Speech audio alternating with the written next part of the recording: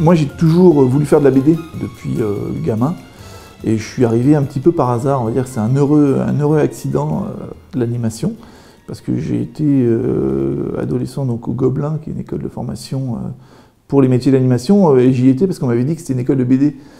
Et de fait, voilà, je me suis trompé et j'y suis resté parce que ça avait l'air très bien. 3 ans à dessiner comme ça avec une bande de copains, c'était chouette. Et de fait, voilà, de fil en aiguille, je suis resté dans le milieu de l'animation.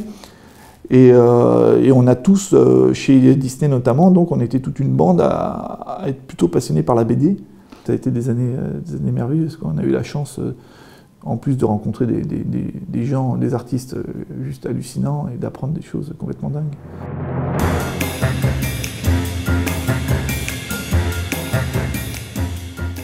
Sur la planche de Silas, là, avec les silhouettes blanches, alors on va dire que c'est un truc que j'utilise de temps en temps. Le coup de la silhouette blanche, je m'en suis servi sur des Simbad aussi. Et en fait, c'est juste moi une espèce de solution pour me dire que je change un petit peu. Il y a quelque chose d'un peu original. Parce que j'aurais pu les faire noirs, la fameuse silhouette noire du premier plan, quoi. Mais bon, celle-là, je l'utilise aussi beaucoup, et à un moment donné, j'ai envie que la planche respire. Et la silhouette noire bouge pas mal la planche quand même. Et de fait, sur cette fameuse page de Silas, où ils arrivent devant l'hôtel de ville, sur la grande place, j'avais envie de respiration, en tout cas visuellement, d'avoir une page qui respire. Oui, la fameuse séquence de foule, qu'on a tous vu 1000 fois au cinéma, notamment dans les films d'Hitchcock. Voilà, c'est toujours des challenges à faire en bande dessinée, puisqu'on va reprendre une séquence connue de tous et qu'on va essayer de traduire dans un médium différent. Là, c'est beaucoup de discussions avec Fabien, avec l'auteur, pour la mise en scène. Parce que la mise en scène, là, pour le coup, elle est au cordeau, quoi. C'est vraiment... faut que tout soit clair. C'est-à-dire que la main qui va attraper le bras de Silas, c'est une case, donc il faut qu'elle soit lisible, il faut qu'on comprenne l'environnement, il faut qu'on sache où est Silas, qu'on sente une tension. Donc voilà, tout ça c'est un travail, mais c'est le plaisir justement de ce genre de séquence. C'est-à-dire qu'on a vraiment un vrai travail de mise en scène là. C'est pas simplement on pose un gars et puis on va discuter. Est-ce qu'on prend un plan large là, un plan serré, il se retourne les yeux, le travail sur les yeux, le travail... Voilà. Et c'est, moi, en tout cas, mon avis, à mon goût, c'est le grand plaisir de la bande dessinée. C'est là que ça se passe, quoi. Après, c'est l'exécution, mais le travail, il est là, quoi. C'est la mise en scène.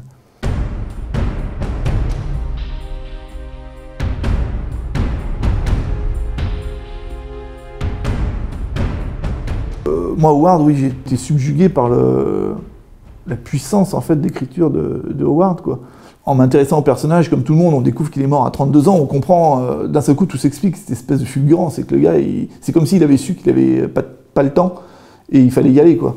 Mais il y allait avec une force incroyable, quoi. C'est-à-dire qu'il y a des nouvelles, des fois, qui font 8 pages. En 8 pages, il déboîte tout, comme dirait l'autre. Mais non, il avait vraiment une écriture fantastique. La Reine de la Côte Noire, c'est un récit important, en fait, dans l'histoire du personnage, et dans l'histoire des nouvelles de Conan, forcément, puisque c'est quand même l'histoire de son grand amour, quoi. Et Dieu sait que c'était pas facile pour Conan de tomber amoureux. Donc, ce qui était intéressant pour moi, en tout cas, c'est que j'avais pris le parti pris dès le début d'essayer des choses. Donc, essayer de trouver des compos particulières, des splash pages, voilà, des cases qui se bouffent les unes sur les autres, tout en restant évidemment lisible. En lisant la nouvelle, avec toutes ces armadas de pirates et de méchants soldats, lui, ça serait intéressant de jouer justement sur la masse, et plus que sur l'individualité, quoi. Et donc, c'est un peu ce que j'ai essayé de faire, en tout cas sur les pages de combat, c'est-à-dire de vraiment montrer Conan tout seul face à une masse énorme de soldats fous furieux.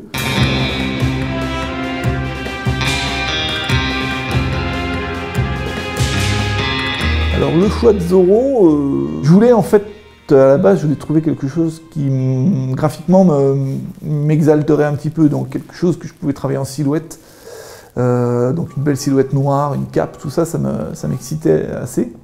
Et j'avais aussi, après, donc en creusant un petit peu, je m'étais dit, tiens, je travaillerais bien sur l'idée d'une franchise, en tout cas faire une espèce de personnage connu, un vu par, et de